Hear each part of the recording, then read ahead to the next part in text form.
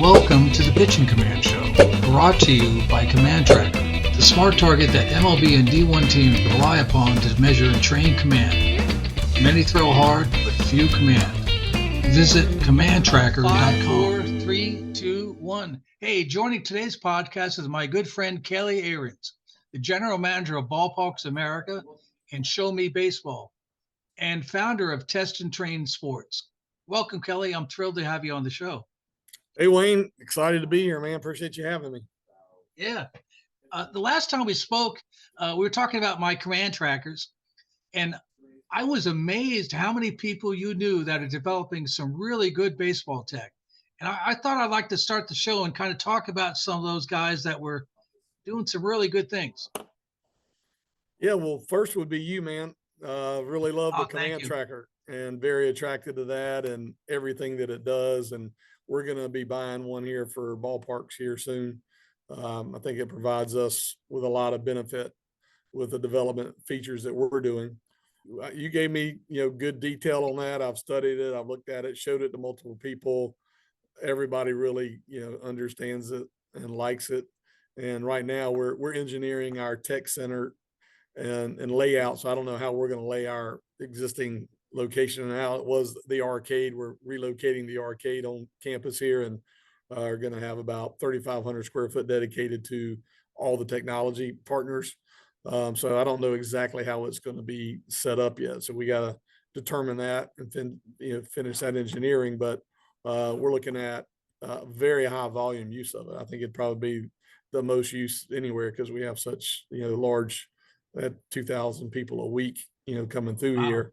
And it's ongoing. They spend the night on campus and all that. So give them a chance in between games, before games, after games, before bed, when they get up, opportunities to come in and do stuff. So we're going to experiment. And, I'd offer to you, like we would all the technology partners, the ability to learn the implementation and how can you maximize the use of that. And I would, venture to say that without the options of a facility like this, you're kind of limited in testing and R&D of use within a facility or within a high school program or college program or a club team. And so I think, my goal is to expose the use of it to where people understand the benefits and really understand this, not of an expensive product for what they're doing now, something that's very affordable, but very informational and good for development. So it's going to take time to teach people how to coordinate a team practice and how all the pitchers come in and spend 5 minutes, right? So, all right, here's our 6 pitchers. You're going to start at this time, 8 p.m., then 8:15, and just structure that within the confines of a workout or a practice. And if they do that and they implement that within their practice schedules, it would absolutely empower their pitching. Is going to improve. It's going to make a huge difference on the pitchers because they don't normally practice that. Now we've sold the target to we now have 3 major league teams that have bought it. We have some big colleges that bought it, Louisiana Tech, DBU, and had some facilities like Kinetic Pro in Tampa and Total Arm Care in New Jersey. Years ago when they had the smart cage 20 years ago, and it had everything in it in one cage. Incredible concept, brilliant people that put all that together. The problem was the actual implementation, how do you use it? They were looking at a 45-minute test and only one person at a time in a cage.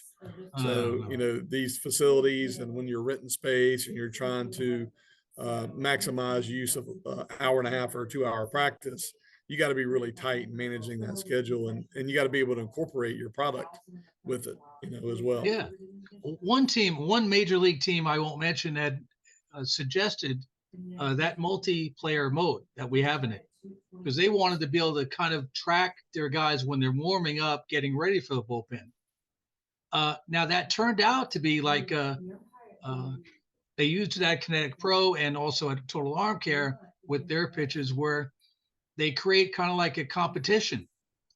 So it's not just warming up, they're actually competing and getting a score. So what happens is you wind up having a lot of pitchers use it at the same time. They get to compete against each other, so they get bragging rights if they win. And that's another good example of trying to maximize time on the mound with the same tech, right? Yeah, I mean, just one of many, like you said. And I Yeah, know I've had multiple conversations of when you say warming up, well, what is a warm up? How many pitches is that for you? How many is that for yeah. me? How many is too many? And spent some time talking with Lonnie Alameda at Florida State about Catherine Sandercock and her pitch. And I asked her, how many pitches do you throw, pregame? And she goes, I have no idea. And then within 2 minutes, she went through her routine, exactly what she did. And she was one of the top pitchers in all of college softball and has been.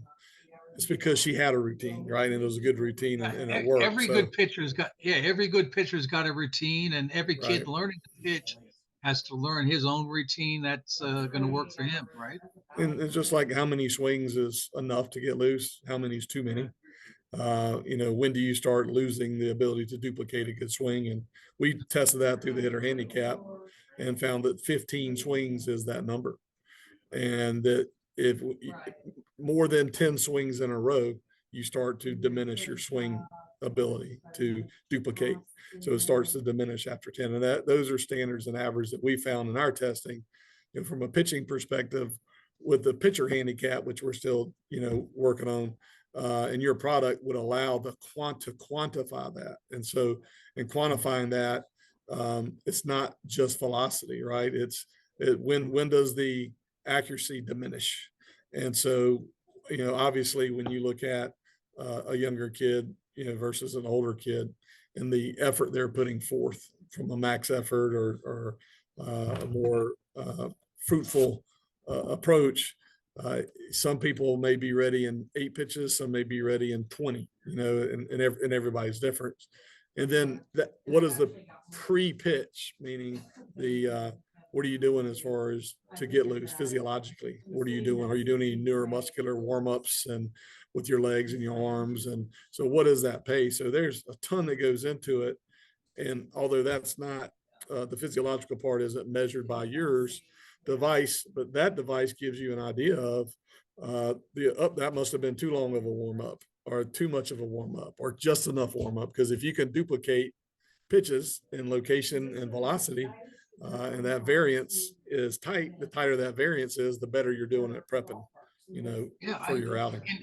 in my first book at the end, I wrote a chapter about some ideas, and one of them was the idea of pitchers developing a more refined routine in between innings. And I was saying that if they did it in a way to reduce the amount of pitches by 2 or 3, over 3 innings or 4 innings, they actually could pitch another inning. So I thought that's a good way to kind of fine tune your routine so you can maximize how far you could go in the game. And I would say no one thing is the end all be all, but all of those little things added up together makes the difference. Absolutely. And, That's and what this show is. That's what this show is about. It's like the reason that I wanted you on was because everyone's always gone about velocity, how to throw harder. And I believe that you need to throw hard, but I also know you need command, you need movement, you need character, you need all sorts of things to go along with that to be successful. And you wrote some article in LinkedIn about that, and I thought you wrote that very well. What are your thoughts on that? well, again, all these tools and devices, and I'm on a learning quest, trying to learn as much as I can. And you really can't quantify things until you get specific devices. And so, to that point, this is the caught stealing device developed by Matt Sirianni. And as a catcher and teaching catching years ago, I use alternative methods to validate efficiency. And what I did was in timing catchers throwing to second base, really it was as simple as getting their velocity. So I'd say, okay, we do 10 throws and we do 5 at a time. And I'd say, all right, these 5, here we go. Give me your best throws. And so we would get the velocity and we would get the time. So you could get the pop time and you could get the velocity. And then the second round, all right, this one, don't worry about. I want you just only to focus on your release. Just get rid of it as quick as you can. Doesn't really matter where the ball goes. Don't care how hard you throw it. And in every instance with every player, the velocity was always greater that second round. Of course. And so when they were flying, so now this device gives you those specifics, an exact transfer. And I was giving you transfer and release and time to your target, and it gives you the velocity on each one while you can video and watch it. So now as a catcher training, I can see it, man, when I try easier, it's better. I was looking at that and I thought it was really good because one of the things I've always thought about pop times was that if the second baseman has to, or shortstop has to reach up above his head to catch the ball and come down, well, that pop time's a lot shorter, right? All those factors. And, you know, so Matt, I've shown him your device. He's coming this weekend to do a catcher's camp. And we figuring out, we can put this device on yours. So as soon as the ball's thrown, and we use Fungo Man machines. So we got the top robotic, instruments to be able to deliver the ball consistently, right? So it's the same, you got people getting the same rep or as close to the same rep as you can possibly duplicate from the time it hits until the time it hits your device. So we're going to be able to measure, to your point, if it's at the knee, that's the ideal situation on a throw, right? Well, now what you can do too is some guys have used my target on second base, just to the right of it. So they're not only measuring the catcher's throw to second base, but how accurate. And they can you can put the target on its side, still works. And now you can get command throwing to second to throw out the runner at second. To that point, exactly, is throw with the knees is going to be your ideal. So if it's a foot above that, that's not really a 1.9. That's really a 2.0 because the time it takes for him. So this device captures that. Right. So that accuracy piece, again, if you're overthrowing and you throw it and the second baseman catches it head high, that's not applicable, in a game situation. So with that caught stealing, they're going to measure the pop time, the release time, the time to get to that point on the target. And then based upon where it landed on target, they'll subtract some kind of time. What would you call that? It's not a transfer. What's the time to go down to tag the runner? It's directional movement, so it's not a forced play, right? So I have to carry that a certain distance, and there's algorithms you can put in there that dictate that. So the caught stealing app fits 130 feet as the throw because you're behind the plate. You're releasing the ball behind the plate. So these throws that are in showcases that are showing 1.8s, 1.7s that are really 2.0s, they're throwing it, the 3-foot differential there. So it can say that ball only traveled 125 feet, let's say, when it has to travel 130, it's 127, 3 3/8 from the corner, but you're behind the plate when you receive it. And when you throw it, you're not stepping out in front of the base to throw it in the game situation. So all those things now where you're looking at apples to apples. So devices like yours, like Matt's, and the methodology, it's not necessarily as much as the test, it's all of it. It's the testing so you can train correctly, so you can develop correctly. So what is your emphasis on? Throwing a ball to second base as hard as you can. And so, as a catcher's routine and using your product, the example is accuracy. So you should work up. You can't practice at 100%. If you're throwing at 100%, your mechanics are going to flaw. So you want to, yield that down so that you can ramp up, and your last 2 or 3 throws should be your best throw, not your first 2 or 3. Yeah, I always talk about command as being a multiplier. And so if you're a pitcher, I think it multiplies the effectiveness of your pitches, your movement and your speed. But now for a catcher like you're talking about, it's also a multiplier because if he's accurate and commands that throw to second base, it's going to multiply his pop time and his release velocity and be even more effective, right? Efficient, less chance of injury, consistency, all the things. It's, we all naturally try too hard. That's the big, everybody does, and the athletes who succeed at a very high level learn to manage that. They throttle that correctly, and they can throttle that when they need to. So that's breathing, that's slowing down everything. That's a professional trait that they learn, and your skill set is secondary to that, right? It's all important.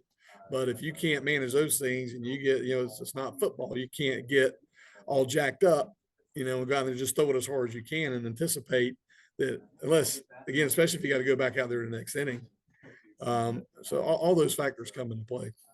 Yeah, and what you were talking about on the second throw of your players before, I told people on the show once about when I started working with my son on baseball. At the time, he wanted to play third base. I hadn't played baseball since little league. So I went out to the plate, and I'm going to be the big man. I'm the big dad. I'm going to hit the ball. I'm just going to hit it over the fence, showing the big dad can really hit it. And when I muscled up to it and hit it, I barely got it over the infield. And then finally, after like 3 hits, I figured, oh, the heck with it. I'm just gonna lightly hit it. And now I was lightly hitting it, and without any effort, they were flying over the fence. And that was a lesson to me that, like you said, loose muscles are fast muscles. Like when you tighten up and you really muscle up something, it doesn't work. Right. And I would point out there is value in everything. And I'm not for or against anybody or any one product. I Yeah. would support my view with data-driven support on what I've been involved with. There's tons of good experience out there that provides feedback. But when you look at testing and, let's say, the value of running and gunning, there is value to that. So you can measure Yeah. capacity. However, you shouldn't train that way, right? So I think some people say on one end of the spectrum say, why would you do that? He's throwing the ball as hard as he can, whipping his head around and looking at whatever the velocity is. Well, that was the test, Well, I think But there's value in that as part of training, like just to exactly, kind of even it out. it has to be. You It's know? the test, and are Yeah. you getting better? Where are things trending? Where are things going? What's your Right. capacity? But it's like you're saying, it's only one part of your developing as a pitcher. Then you have command, you have movement training, you have all sorts of other parts you train. Right. And that's very specific and very limited. And that would tell you the results of your product. That will tell you the results of proper training. And it's all about being able to make adjustments and training on an ongoing basis. So we, through our athlete management system, and in college, I'm still coaching college softball. We manage pitchers. Our pitchers rules: number one, a perfect outing is no walks and no strikeouts. That's my perfect outing. And I want to throw, pitches that are 30% total pitches less than our opposing team. And I just looked at all that and said, we can win if we do that. And so we don't 0-2, we're not wasting pitches. 1-2, we're going right at hitters. Just looking at the data. Now, is it a 3-hole hitter, 4-hole hitter? There's always situations where you say, well, I wouldn't do this. And I agree. But just in simplicity and general standards, the correct approach in the way you practice and the way you approach it, simplifying it is going to yield you a lot better results, long term. Yeah, I think just not walking any batters is huge. That alone. And then when you're throwing in the zone, well, at the lower levels, you can kind of get by doing that. But as you start going up, the guys who can command it and locate it and make 2 pitches out of the same pitch by doing that, they start getting separated. I think if they train early doing that, then they can make the transition up into college and the pros. Like my son, when we started baseball, the very first time we were throwing to a target, I had a handmade version of what I'm selling now. So he always trained to a target of 5x7 squares and working on command. So as he went up in levels, it became second nature. Other guys just throwing into the side of a barn, they now have to relearn. They have to learn that skill later on in life, and it's harder. Well, that example you gave with your son's personal experience, but who was the super stud pitcher this year? Jordan Montgomery. He played at South Carolina. Jerry Myers was his pitching coach, and they never focused on velocity ever. It was all exactly the same things you're saying. He's throwing harder now than he did at 18, 19, 20. Well, same thing with my son. He was drafted throwing 89. He can hit 94, 95 now because the Yankees got great training. But again, it was that, like you said with Jordan, it's not about just throwing the hardest. It's about pitching. And that's what I saw in the post you were talking about too. Right. So yeah, but it's, it's about what's sexy too, and I would say to your point, what my view of it is, and identifying where everybody is, you can be skillful at 10, 12, 16, 18, 20, or you cannot be skillful. And you're cursed by your talent set. The better the talent set, the worse you're cursed, because you are able to get by with things, being able to muscle things, and you're just a bigger, stronger athlete. The smaller athletes learn better skill sets because they have to be focused. They have to have a better approach to compete with the guys who can have more margin of error. So grip strength dictates the world. Broad jump dictates everything. Those are the two key elements, period. And when you look at, when you do the capacity testing that we do, you can tell that young kid that's 16, let's say a 16-year-old, who's really 19 or 20, based upon his metrics, and realize his capacity is limited. Then you can take another 16-year-old who's really 13, as far as, he's still skinny, hadn't hit puberty, to a later period than the other guy. So all that's meaningful in form of the development. But you sure don't want to be focused on throwing hard at 13, 14, 15, 16, right? While your body, your growth plates are still open and all those things. You don't want to focus. You shouldn't train with that intention. It'll come later. But if you learn how to get outs, you learn how to pitch at 13, 14, 15, 16. Go under bat speed. I always love, my favorite thing is to coach and play the best teams with younger kids, especially. It's easier with the older kids, and bring in under bat speed guys. I don't want just under bat speed. I want a lot under bat speed. If you can hold runner zone and you play defense, guess what? You're going to get ground balls and frustration. And then the players start beating their bat on the ground. They pop it up, hit it straight, into the ground. And then the coach is screaming at them, stay back. And then they're fighting in the dugout about how this pitcher sucks, but that guy wins the game. You're in a chance to win a game. The other guy who's throwing 140, he's at 87 pitches in the third inning. You've had the bases loaded 3 times, and he's done. And he's created damage for himself. So I think ultimately, at higher levels, they appreciate that and understand it. And you can tell them that, but it's still about, if I hit that number. Now, I'm going to give you an example. I was at junior college regional playoffs 2 years ago, and I was sitting in the stands, sitting next to a coach, and good teams. One of them made it to the College World Series. But pitcher threw 3 innings. He left. It was 7-2. Okay. And he came out of the game wild, all over the place. He comes in, meets with the other guys, charting the pitches, and oh man, so he picks out the phone and calls whoever, dad, whoever it was. Oh man, dude, I hit my PR today. I hit 93 today. And he's tickled to death. And they're in the playoffs. They're losing 7-2. And I got my PR today. And that right there, that is where we're at. I did an episode.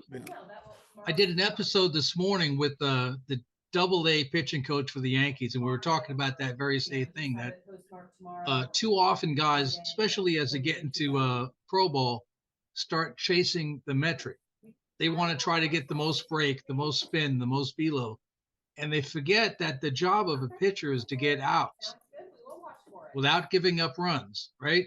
So you got to start there, and then you got to say, well, what tools do I have that can do that? If it means more velo or more spin, whatever, that's okay, as long as you're using your tools that you have towards that goal, right?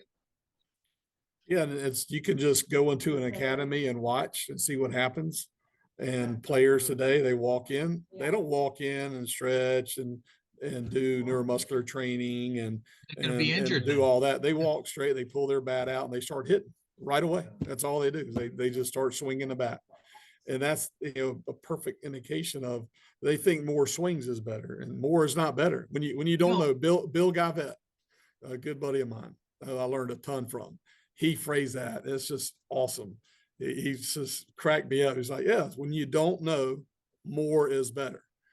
And that is the world we're in. They try harder, right, throw more, do all those things. So that's a perfect indication of a lack of understanding of getting outs is why we're here. I remember the first year my son was playing, he was a pitcher, And we would go down to the workouts for this summer team. And eventually we didn't go to them anymore. But I would sit there and I'd watch all the batters go in the cage. And about 20 guys would go in there, and they were all just practicing the same bad swings over and over. Then I was watching in the cage next to them. There was a guy named Keith Osick. He was a catcher for, I think, the Pirates. He lives here. And I was watching him, and his batters would come in. He would have them do drills and everything. About 15 minutes into the thing, the guy still hadn't hit a ball yet. Then when the guys started hitting the ball, you saw, wow, the guys that worked with Keith would just boom, bang, bang, like hit. He actually worked on them developing their skill. Whereas the other guys were just going to the cage, practicing the same bad swing over and over, ingraining it, you know? Yeah, good point. And I see that the same in fielding. We just had Trent Mongero and the Dirt Bros infield camp Oh, here. he's off. Trent is and awesome. and they didn't touch a baseball it was amazing. I mean, if you can't move your feet, you don't know how to move your body, it don't matter, the glove side of it. So in hitting, Coach Pete Barrio is one of the best hitting guys out there. He's got a PVC portion, which is more of the physiological development to prepare your body to be able to swing and duplicate. Those things are done where you can have great hitting instruction and you haven't picked up a bat or swung at a baseball yet, because if your body can't do the movements that needs to be done, why are you training? Why are you foregoing that to work on a swing that your body can't, produce? So same things with pitching, and I look and watch a lot of that. And I think seeing pitching lessons is really unique. And there's some guys that are a lot better than others at it. And the guys that are a lot better than others, if you're doing pitching lessons and your pitcher just threw 75, 80 pitches in your lesson, I don't think you quite understand the purpose of a pitching lesson. And then they play the next day, or they played the day before, or they're got to practice, so those are the things that when you don't know, more is better. Well, what we had done early on, we didn't know anything about baseball, me or Sean.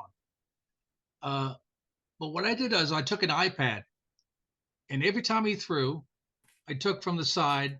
3 times he would throw, I'd record it. Then we would stop and we'd review the iPad, how he moved, where the ball hit, what the velo was. And we kind of did very slow like that. It was like, throw, measure, throw, measure. And I didn't cue him too much on his movement. I kind of let him find what worked for him, meaning that I was talking to Ron Wolforth at the Texas Baseball Ranch about this, and he said what you did was he called it organic training, meaning that I didn't cue him to throw a certain way. I figured let him find the way that he's going to do it best, and we'll then go work off of that. So he developed his own style. I think too many times pitching coaches try to develop pitchers to throw the same way, but guys aren't built the same way, No one person. I mean, they're all different. No two people deliver the ball the same way. And, grip strength is different and broad jump is different. And what that means is their structure, their capacity. So like a Volkswagen Bug, you're not going to pile on a 10,000 pound trailer and haul that across the country. But a Ford F-350, you'd be able to do that. So everybody's not built the same way. So your approach needs to fit who you are, what your strengths are, et cetera. And, Wayne, what's interesting with the numbers and the data, and I did a post on this, how much information we're getting. And to think of somebody training 9, 10, 11, 12, whatever they are, tunneling and all these other things, it's awesome. And I mean, the depth of what can be delivered is awful, but it shouldn't even be shown at a younger level, 9, 10, 11, 12, where they haven't mastered. So there should be a hard, like I can't go in to Harvard and give them my transcript and then allow me to start taking classes if I'm not qualified to do that. I couldn't get into Harvard. I admit that. So why are pitchers focused and worrying on velocity, these other things before they learn the basics of pitch sequencing, changing speeds, et cetera? Yeah, it's like before you work on command, you have to have control. All right, then you could start working on command. And then command, you have different areas of command. There are bigger areas and go into smaller and smaller and smaller. So yeah, you're right. There's kind of a prerequisite for them to be able to work on certain things, you And, know? and I'll say to add to that, and what we do is you have to understand the physiological impact of where they are. And to throw with more velocity, you can't do that without improving your broad jump. So you want to increase your velocity, improve your broad jump, period.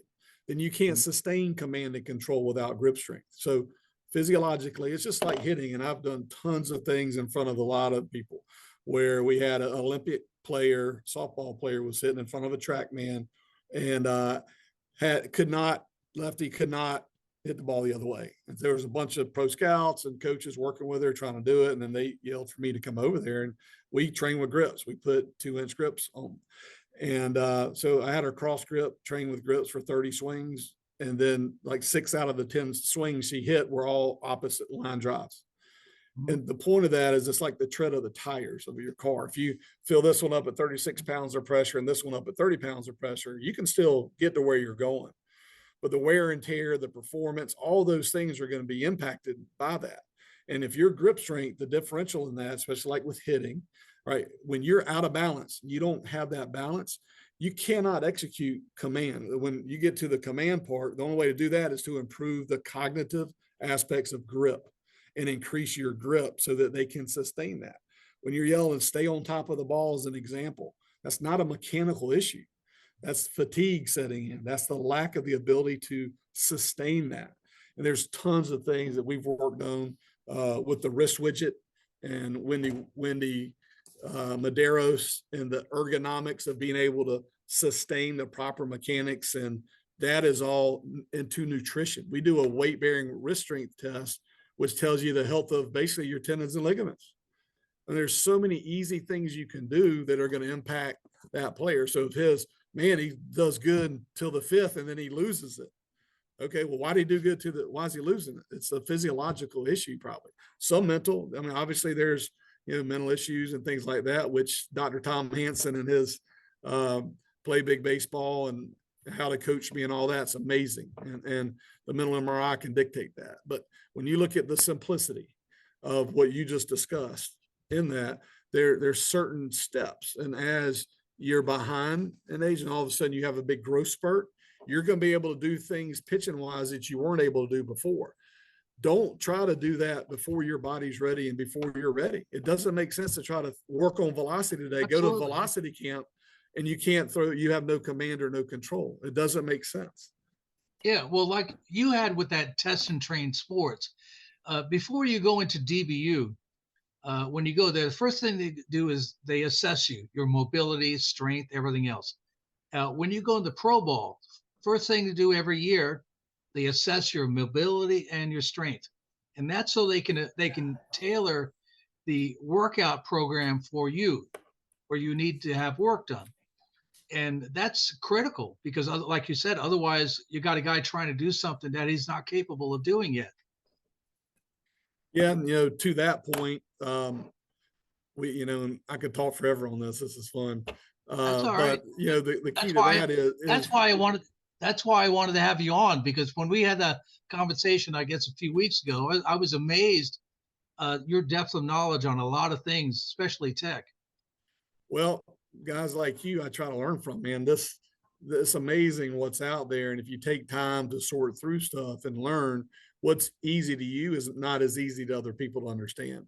So I bring a lot of value because I dummy things down, and if I can understand it, anybody can. And that's when people talk about things and I have a hard time grasping it, that I'm assuming people like me are, and there's a lot of the people who are just, low level type players. I will just tell you this. And we've got some case studies that we did using our athlete management system. And what I would challenge anybody, and I've had multiple doctors, et cetera, physiologists, everybody's sports scientists. I'm not sure what a sports scientist is, but the reality is if you don't make real-time adjustments every day, there's no program that works. and, programming these things that, hey, here's a 6 weeks program or 8 week program or 4 week program or 2 week program. If you're not adjusting program every day for every player based upon how they feel, their sicknesses, their rolled their ankle, their tendon, all that stuff. And so we track that. We've done it. I've done it at multiple colleges. We're doing it at our junior college now. Every day they complete a daily survey. I call Coach Pete, say, hey, Pete, you gotta take the foot off the gas for a little bit. We need some more recovery today. My friend Casey Mulholland at Kinetic Pro in Tampa makes this awesome sleeve that tracks workload. They have an app, I think they call it KP Connect. And Casey was talking about, he has this philosophy he calls T3, where he talks about arm health. And he says that arm health is really made up of 3 categories: workload, strength, and mechanics. He says they belong in that order. It's cool what he and KP are doing, trying to quantify all those 3 things to best understand how to mitigate injuries. I think it's very important.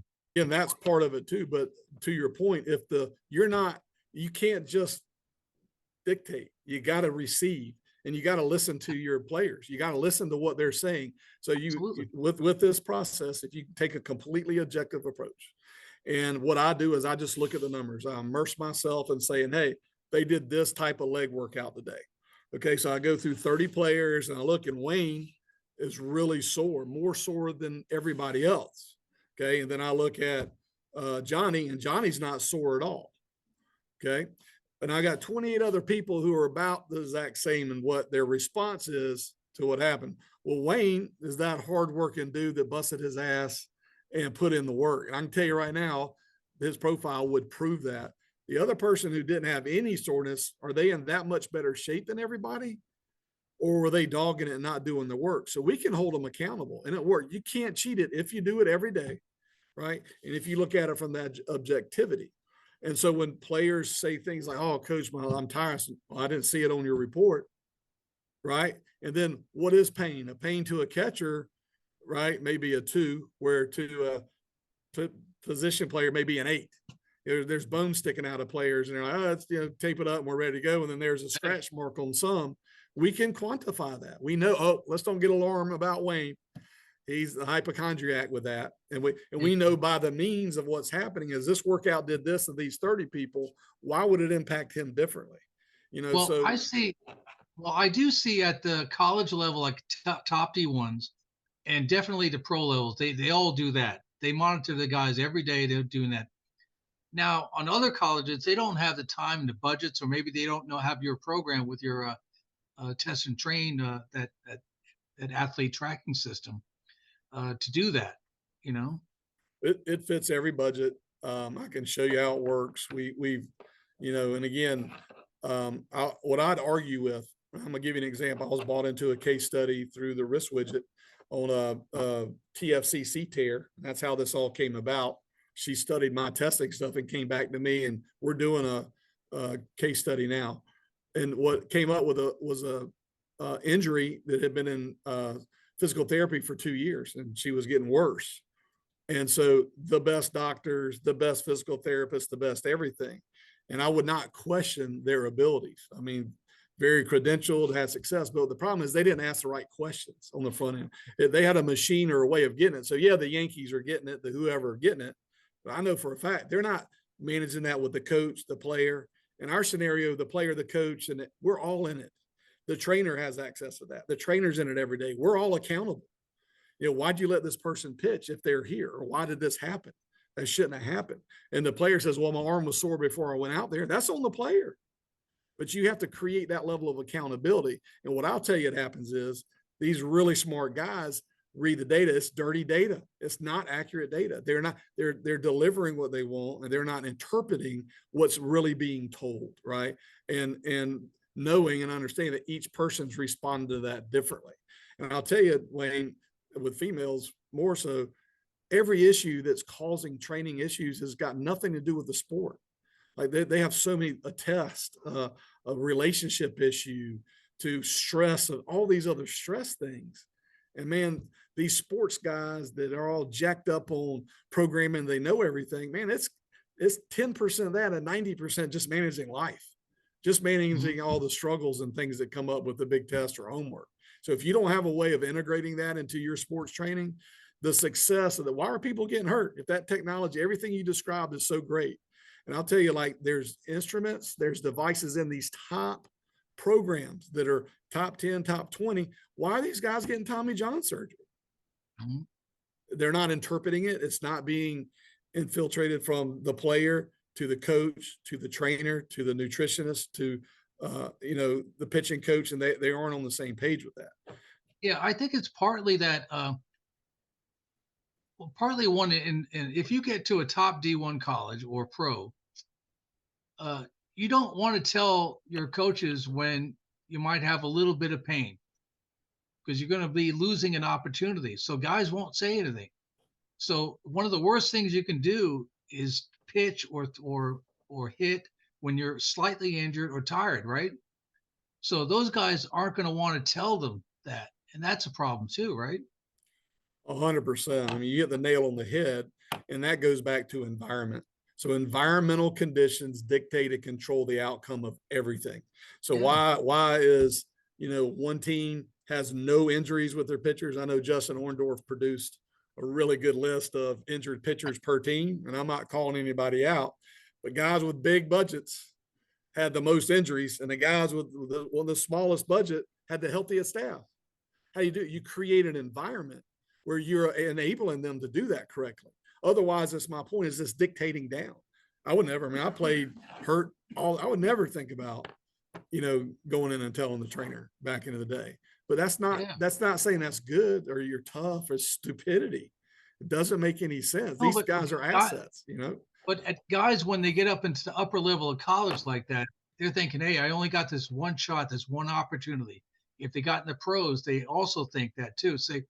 So they're going to try to work through things when they should. Here's someone I recommend you talk to next, Mike Rimlinger. His story is incredible. He was a very accomplished big league pitcher, incredible human being. And his story to this exact point was critical. He made a decision to trust a trainer, doctor, and be open with how he felt because his velocity was down. And they did it in a way of how it was going to impact his contract and what his future was going to be. And if he wouldn't have been forthcoming with where it was to get the right things to fall in place, he would have never made it back to the big leagues. But he went, I don't know if people realize in his career, he went up and went down and was in the low middle 80s. And then one day he popped at 92, 94, and he's 10 years back in the big leagues or whatever. The point of that was he, at that point in his career, had to trust a process and system. And he had the right guy. The story's brilliant. He had the right guy. He's like, hey, I'm here to help you.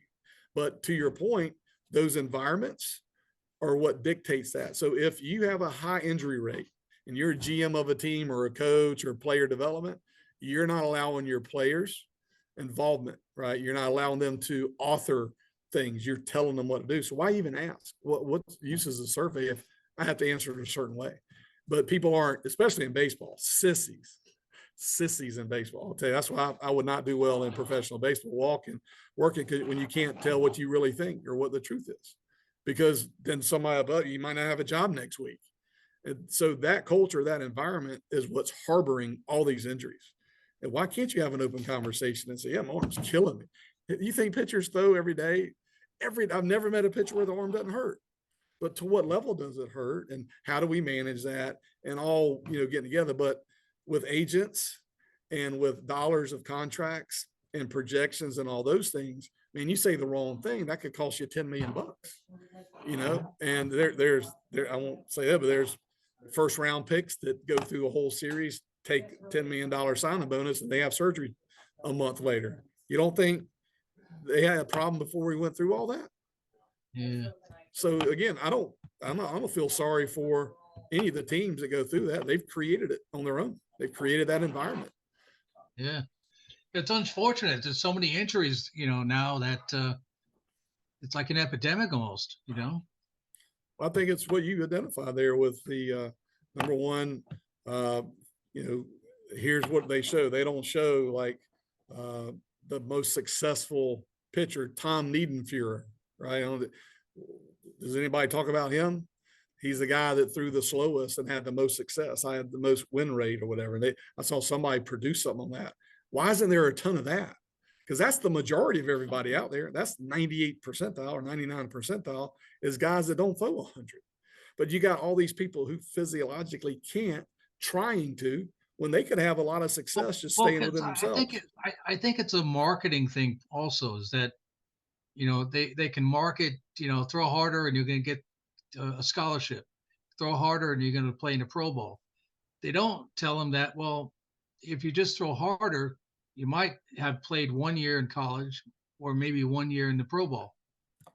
Well, Wayne, let's me and you engineer and get Scott Emerson and 5 people to create a series of 5 questions on the surveys and ask things like, what would you rather do? So like, and do it as a hitter and as a pitcher. And as a pitcher, it'd be have a 10-win season and your velocity be 80 to 83, have an 8-win season and it'd be 84 to 86, and create some questions that tell the truth. And I think people would sacrifice wins to throw harder. They would do all these things because you could have that one out and you can throw that one pitch. You can hit that one exit velo of 100 that goes 500 feet. And once you get that on TikTok or you got it forever. You can show everybody that. Now, the hitter handicap, what I do is quantify that for coaches. Hey, he can do that, but that's going to happen 1 out of every 62 at bats. Yeah, and I think those you're are right. the things they need to focus on. So it'd be neat to get a survey that we would send out to 50 or 100 or a few hundred people. And I'll tell you, hitters, they would sacrifice their average for a home run. You ask people, are you a home run hitter? Yeah, I'm a home run hitter. Okay, well, it takes 90 exit velo to get it out of the park. You hit 2 home runs for the year. How are you a home run hitter? Because you hit a home run, you hit 230. If you would have said, no, I'm not a home run hitter, and you would be focused more on a consistent approach within your means, you may have hit 300 and your team may have won 5 more games. You would have been on base X number of times. So the game's not being taught that way. The old school guys understand it. And I'm not saying the new school guys don't. But well, the problem is that there is a baseline pitching velocity that people want. There is a baseline exit velo they want for hitters. I have seen myself at a school I won't mention, a guy who for 2 years had the highest exit velo. He was never in the lineup in the season, only in the fall, because he couldn't hit. Right. When he did make contact, it was his highest exit velo. But if he couldn't hit in a game, what good is it? And I've seen guys that are 95 to 100 can't get into a game because they can't get guys out. Well, and so, again, that's where the hitter handicap, the pitcher handicap, the things we've done, and we've come in the fall, tested Division I national championship teams, and use that data, using the hitter handicap to say, here's who's going to hit the most home runs, here's who's going to strike out the most. Just looking at the data, never even looking at the swings. The coaches didn't even want me to look at a swing, or watch video of them to be able to dictate. And the output is going to be, it's like Las Vegas in the numbers.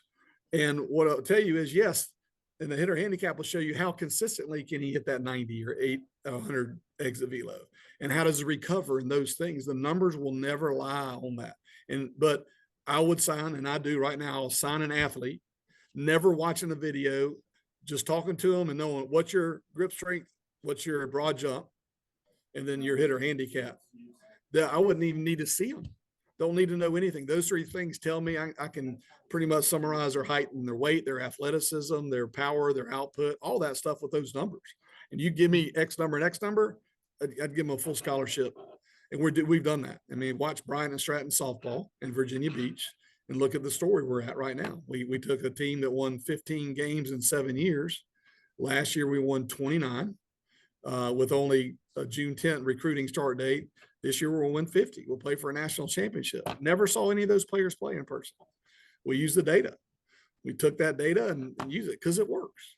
And of course, we got a coach who knows how to develop. You put them in an environment where people don't know how to develop, then it's a different scenario. But I just think, and back to what you're here for and what you started, your progression is what adds value. You didn't know the sport, you're learning the sport, and you're trying to, in an engineering mind, trying to make sense of what should we be working on, why. Yeah. All right, where's the tool? You have this device.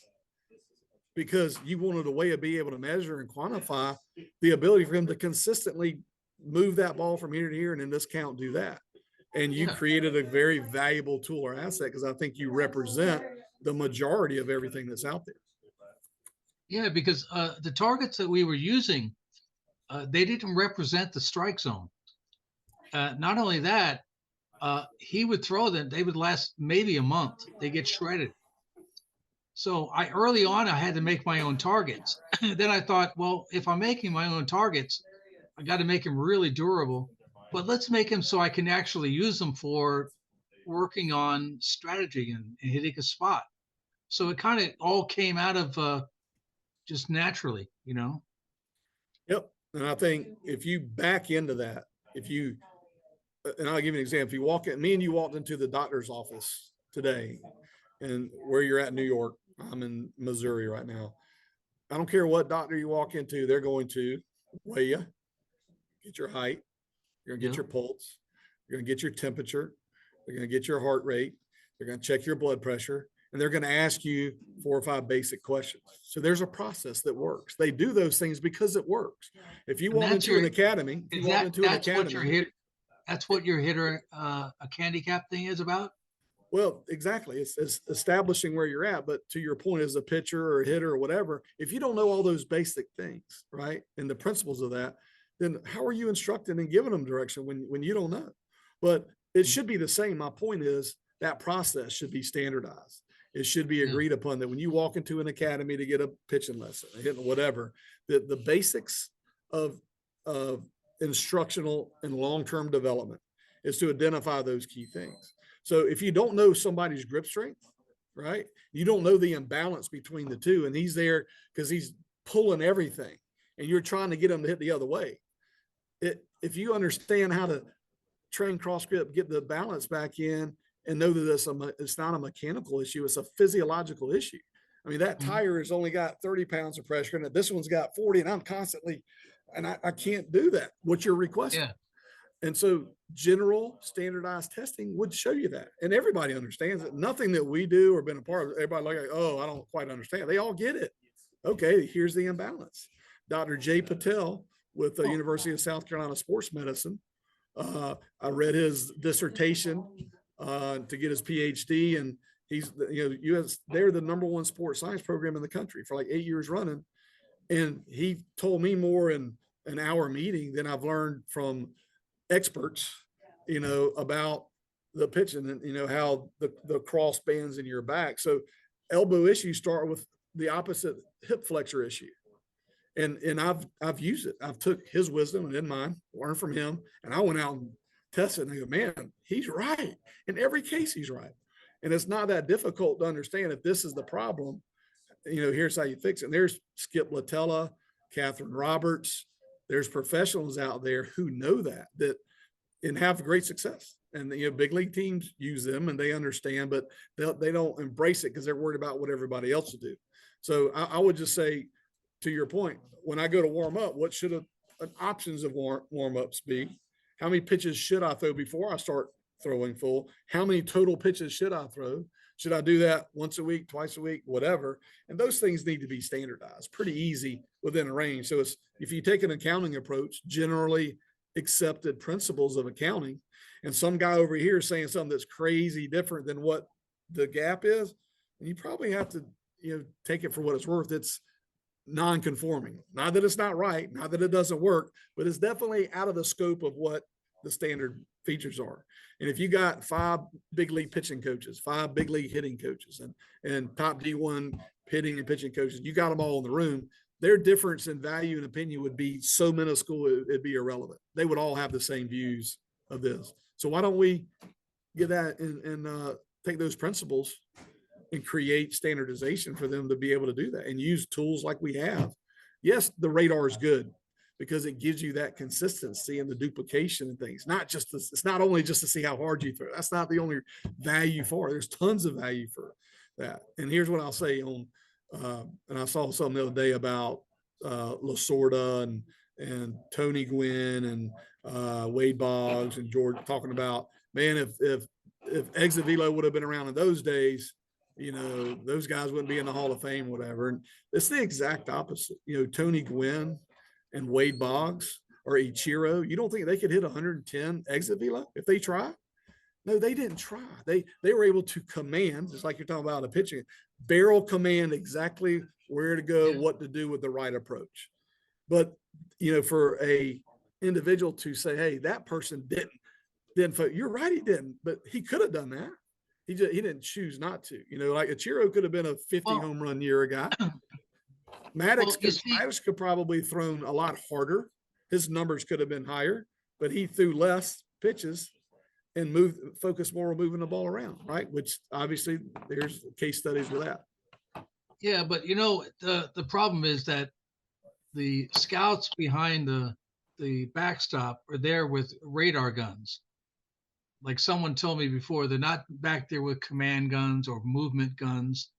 They're back with command guns. So the fact that the velocity of the pitch or the exit velo of the hit can be measured so easily, it just makes it so anyone can hold a radar gun and show you what the number is. It doesn't mean that it's going to mean anything, right? It's only part of a picture. Yeah, man, you could get really deep into that. And again, I'm not pro any type of radar or against, but and I know for a fact, this isn't speculation. I know for a fact that there are big league numbers that they're getting in the minor leagues and the major leagues that are inaccurate. They are manipulating those numbers because there's bad reads. What happens when you get a bad read or something happens there? What number do you put in? So why are we reviewing? I'm going to say why do all major league teams and some of the college teams review all the reports? So it's not objective. It's still subjective. They're subjectively determining what numbers are going in that for the objective data to turn out. So there's still levels of subjectivity to this. It's not completely objective. Yeah. So what are they chasing? They're chasing a phantom number that really doesn't mean much. Yeah, it diminishes it. It still has value to your point, but when one person can manipulate it, if I'm the scout that signed him and now I'm his pitching coach in AA, I can't be wrong. I'm going to definitely, it's just like the stopwatch, man. On my campus, this dude was a 6'8", he's 7'2", and he shows up at the, tryout and running 60. Oh, the grass was higher, it was wet, I was tired, I had a long car drive. There's a million reasons why that 6'8" is now a 7'2". But it had a lot to do more with the guy who wanted a better time, right? Yeah. So it's like a confirmation bias, right? Yep. Well, I was in a situation where I invested, and I won't say lost, but I invested a lot of money in the top equipment out there. And then I learned that timing gates that synchronize with each other, the more timing gates you have out, the more those get all out of line. That's why NFL combines, why do scouts dictate when their players run the 40? Because of and I won't use the brands and all that. The point is there's manipulation in all of it. And the top guys know how to manipulate some of those numbers with the pro agility and how you do that with the vertical jump.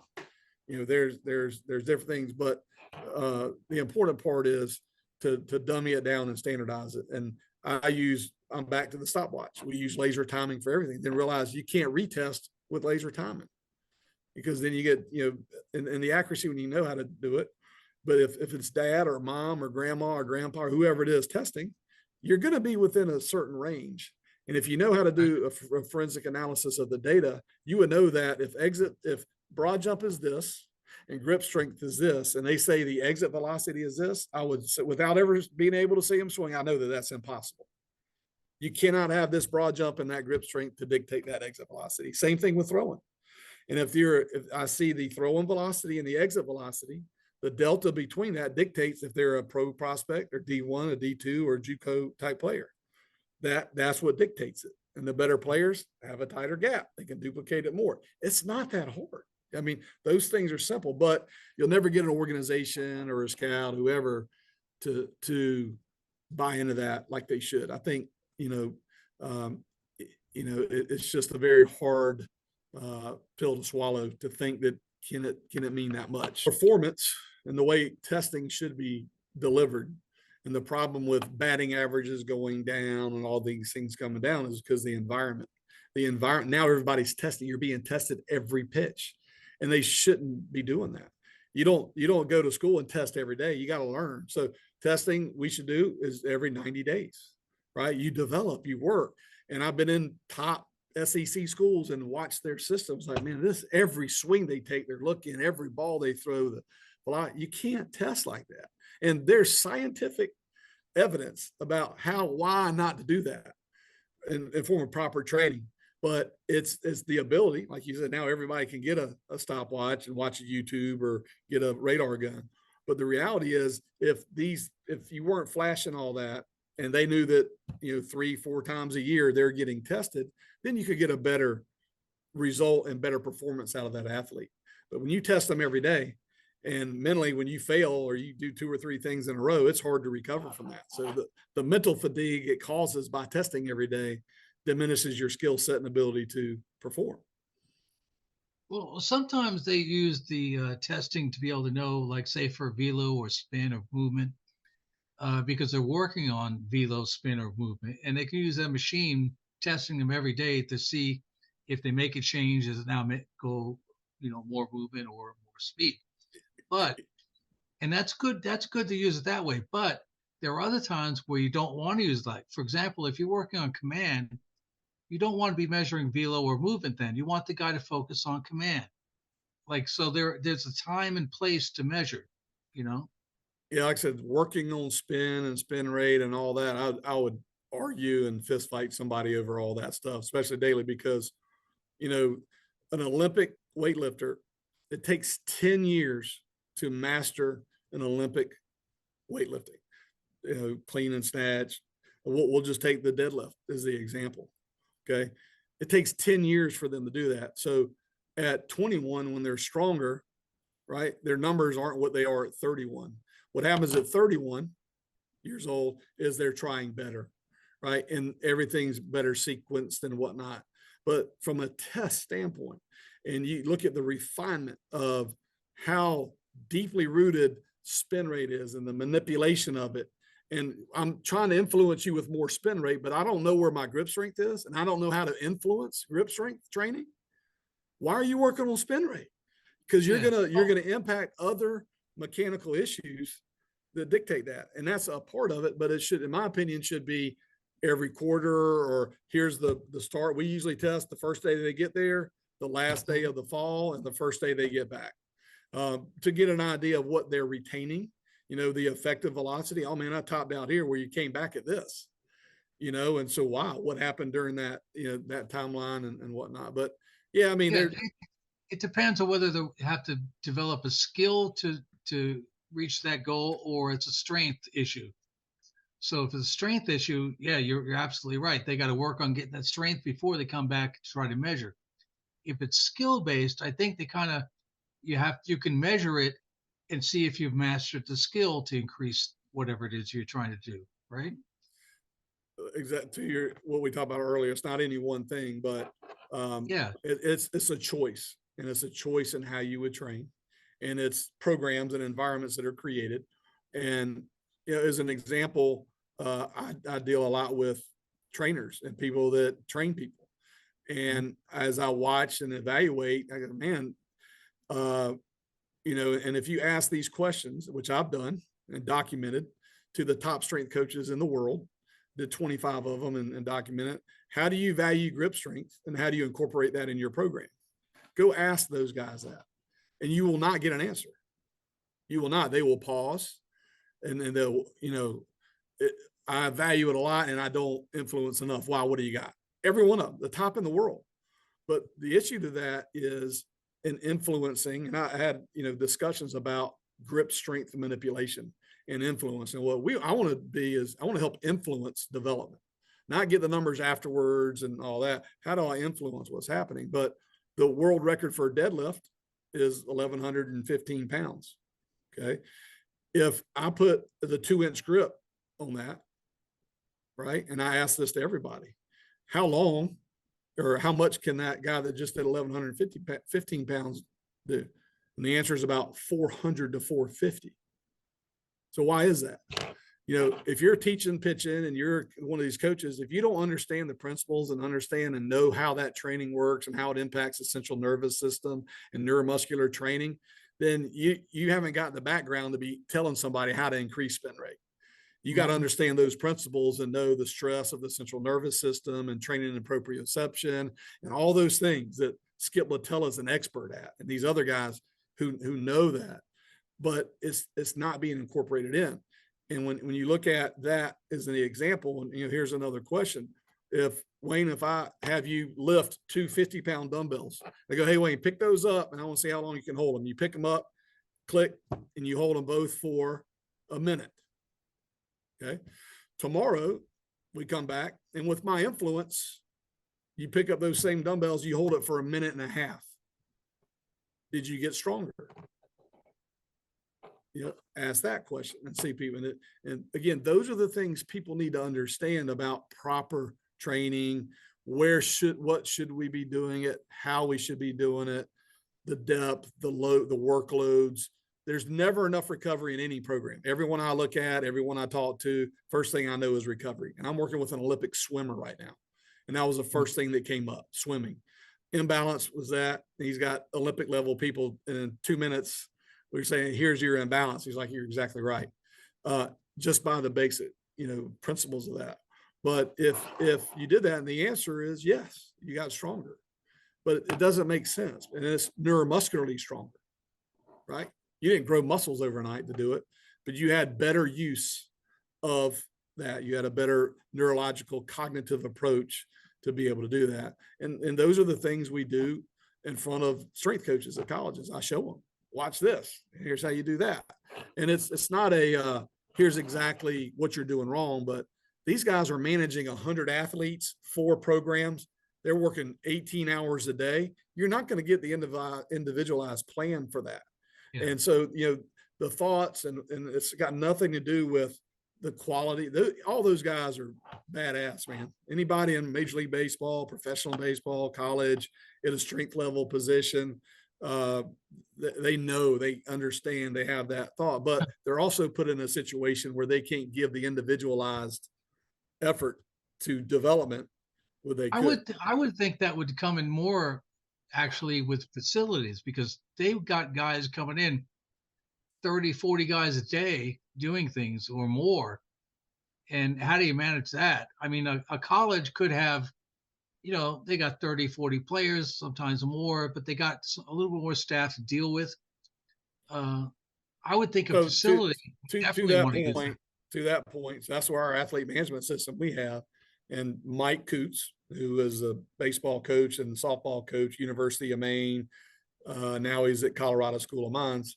He's older than me. And he's like, man, I'm 60 years old. How do I do all this? I say, Coach, we got to allow them to bring their phones and use it at the beginning of practice to chart, document all these things. And he did. Yeah. And we're able to test and get that information every single day. And so you have to, again, create the environment where you're up on that. But as an instructor, I'll tell you right now, I can pull up right this minute and tell you every player on every one of the rosters exactly where they stand, and we're influencing it. We're altering what their workload is today based upon how that responds, and we're watching things very closely with that from the mental aspect and the physical aspect. So I think that would get me a lot of business, actually. People realize I can do that with any college program, high school program, and any sports facility who's doing hitting, pitching, whatever the training is. You can implement it. But here's the problem that I found, Wayne. You ready? Accountability. The instructors, they got to be honest with it. The instructors don't like the accountability. They don't want to do the work.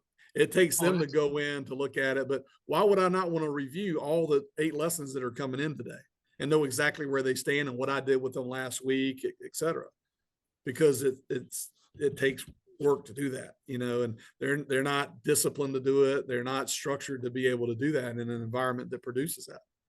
Well, I know a lot of good ones that, they really want their players to get better and succeed. So they probably would. Yeah. The ones that are only in it to make money, they wouldn't do it. Yeah. I don't think, and I'm again down the middle with this answer, but when you prioritize making money over is my client benefiting, that's a problem. It No, you should can't do be. And if you do it right, I prove what I'm doing. I can show you right now, and you can look at parents, and I can pull up, here's where he came the day he first came in. We video it. We got pictures of it. We test it. We retest it and show you the exact growth and development of every player I work with. And that's the key. And we don't have the same success with every single player because there's so many variables. So you got to create that accountability to be able to get that to the point. And it's a two-way street. I do a better job with a better athlete who's working harder. I don't do quite as good a job with a lesser athlete who doesn't put in the work. So, and all those things are tangible. So you just got to create that environment to create, let's say, performance of the instructor. Who is the best pitching coach in your facility and why? Oh, because Johnny came in, he was throwing 60 and now he's throwing 80. Well, he was 5'2", now he's 6'2". And there's natural progression, right? There's 2 miles an hour. If the kid's throwing 82 at 10th grade, he's going to throw 86. So these guys say, oh, Johnny came in at 82, he's throwing 86. You did nothing to influence that. He would have done that sitting at home on the sofa eating Doritos. That's going to happen naturally based upon the natural trend. Now, if he's still a 92, then maybe you did, but you didn't go from 82 to 92. You went from really 86 to 92. So I added 6 miles an hour maybe with this special velocity program, Yeah. So what are you doing with your tech village over there?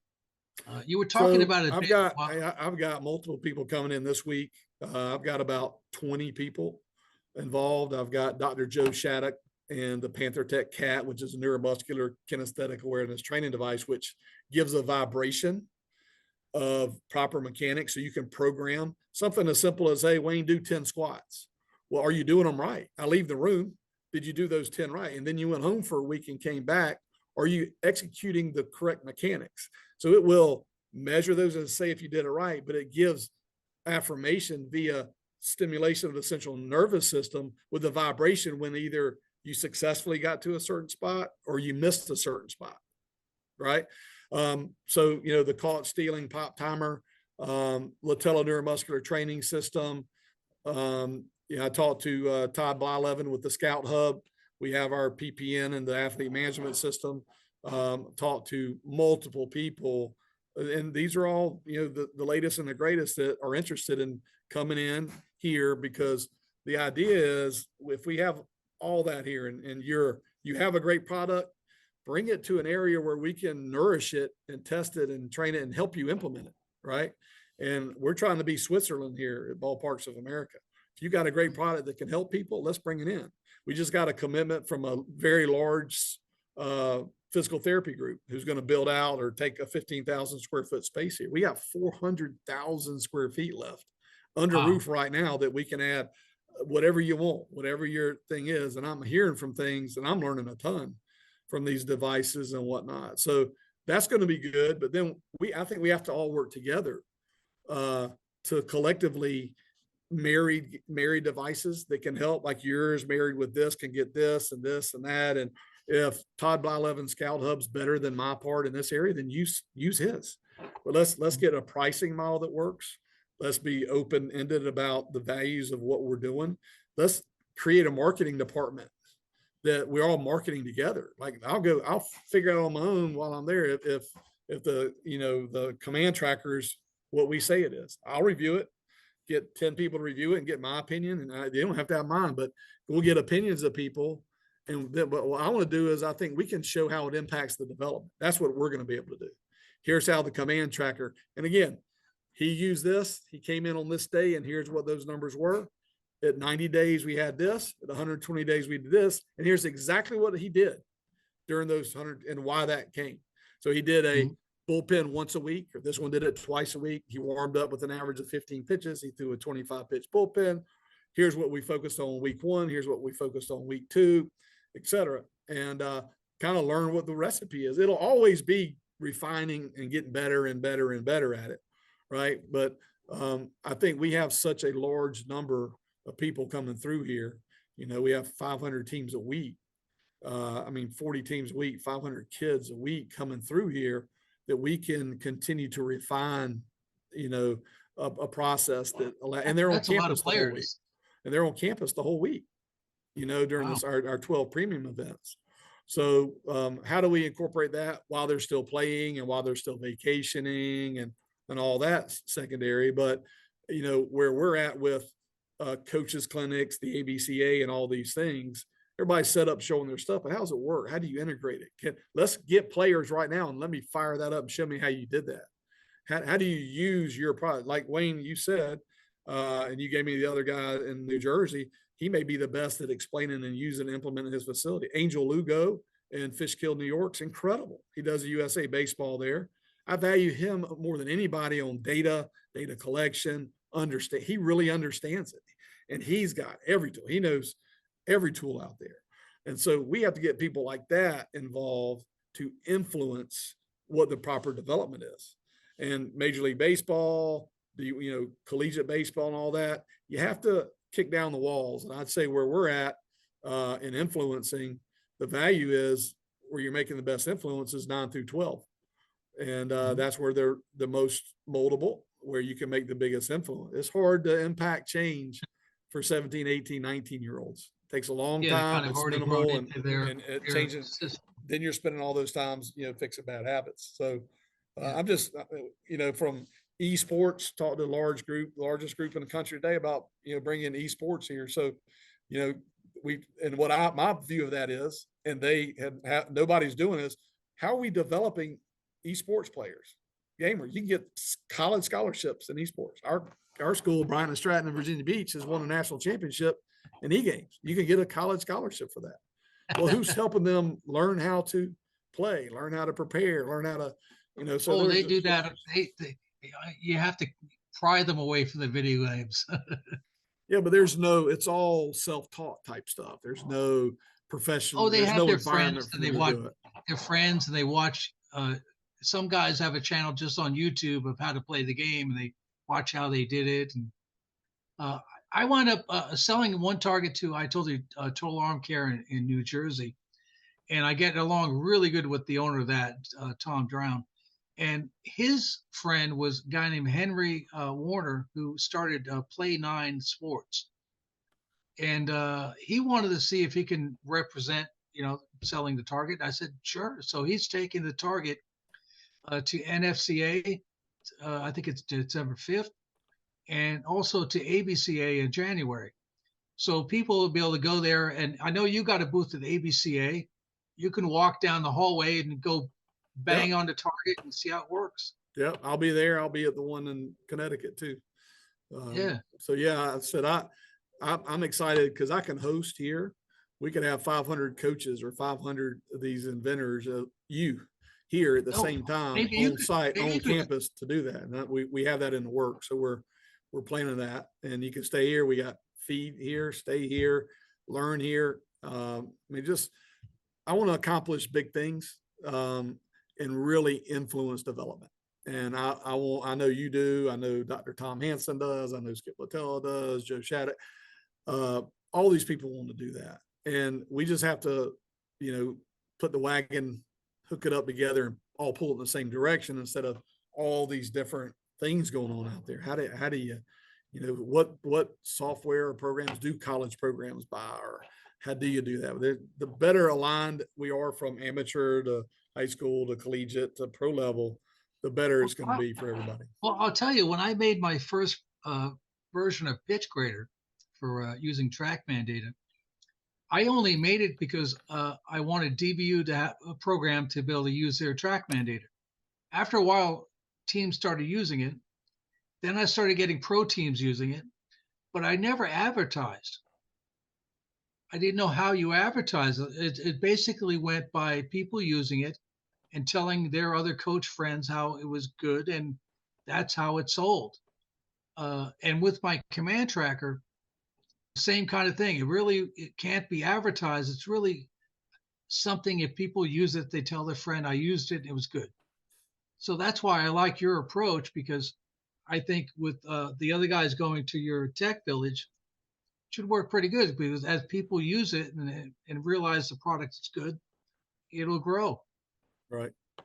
It's like clustering, the McDonald's and the Hardee's and the Burger Kings and all those are around each other because they draw interest in their and specificity. Yeah. So you go to Silicon Valley for software development or whatnot. If you're making an investment into a startup, or if you are a startup or thinking about it, why not maybe team up or merge with current people who are 2-3 years down the road in that, and buy them, merge with them, whatever, to advance things, versus trying to recreate a mousetrap that you don't really necessarily need to do that with. So everything's driven by the dollar, obviously, but working smart, we can all have dollars. We can keep things affordable, make sure money's going truly into development, and quantifying the results of that development. So, if we have that team type of approach, I think a lot can come out of that. Yeah, and just like with the pitch grader, the more teams used it, the more I got feedback to know how to change and develop it. And with Command Tracker, as teams started using it, and then facilities, I got good feedback and made some adjustments to and made the target better as well. Because like you were saying before, if you use it in a lab, it works great. Well, you got to get it out there in the field, let some people tear on it, right? Yeah. Well, like I asked you about the corners, and you had told me the material that went into that. You learn because balls are going to get cut up, and the problems I had with solo throw when I did that, like, man, that's tearing balls up. You already have the solution for that. Oh yeah. So At first I used rubber strips, and then it kind of worked, but after like a few hundred hits, the rubber strips would get marred and they would come off. So then I went out and got horse mats, the horse mat material, and that stuff is tough. And so now the bumpers are made out of horse mat material, and those are hard to make, those strips, because that material is so tough. hard to cut. Yeah. But it holds up. The other thing was the front of the target. The first way was holding the Lexan in. After a few hundred hits, it was making cracks at the corners. Then I made that frame design that you see on it now, and now you can hit it. I got one target hit over 4,500 times, and there's no cracks, nothing.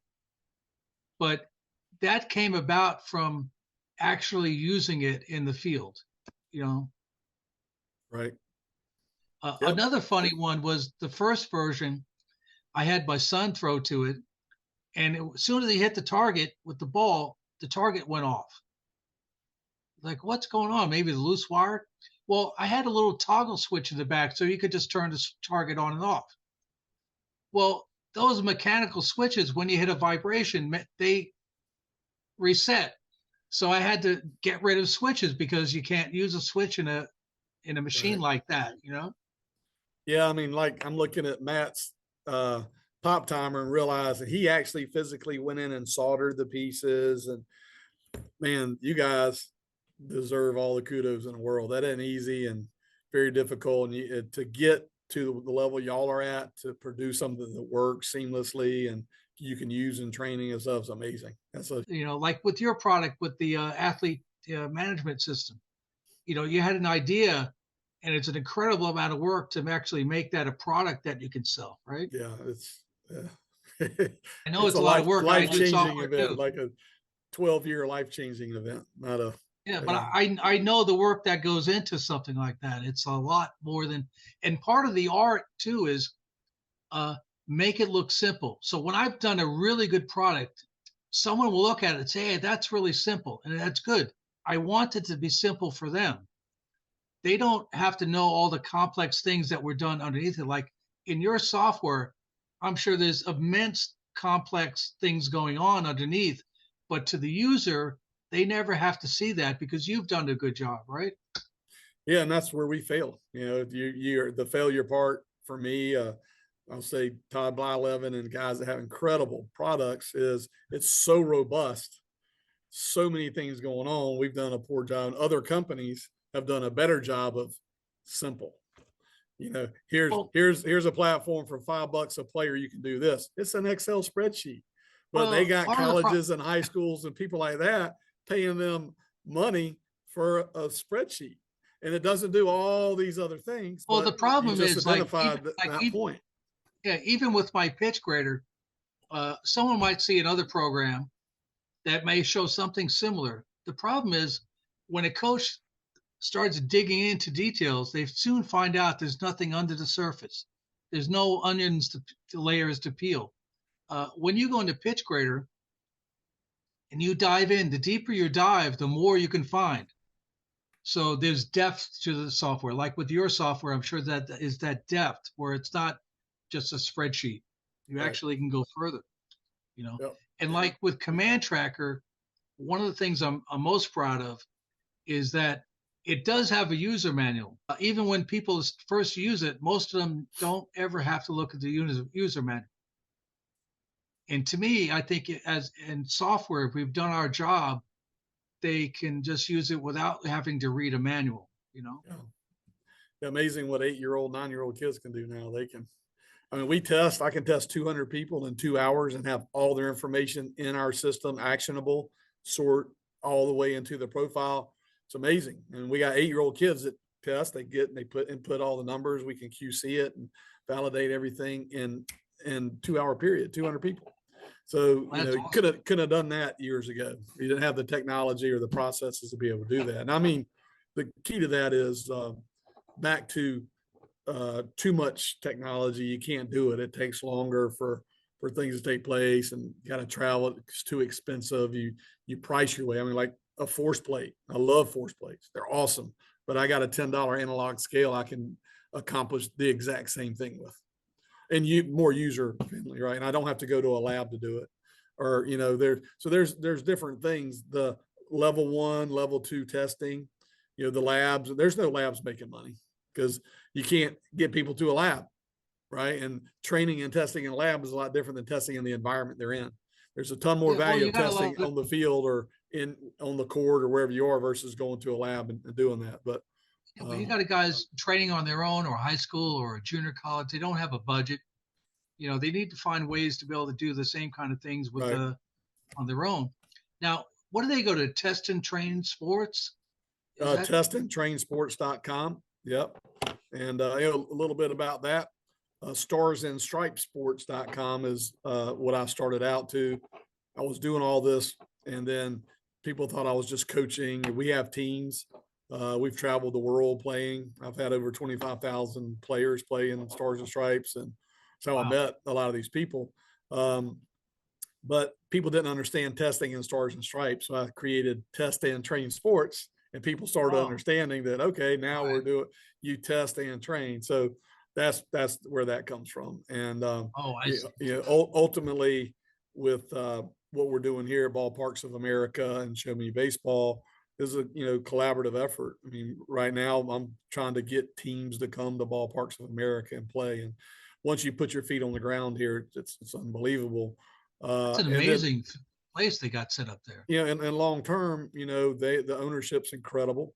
They're behind the method, the message. It's really the only privately owned, offering out there that's not influenced by just money. We got to make money, but we're giving Hmm. so much value to these people, to our customers, to these teams, to the families, with so many other considerations in there. It's phenomenal. And so, my goal is to show coaches how they can be a part of this.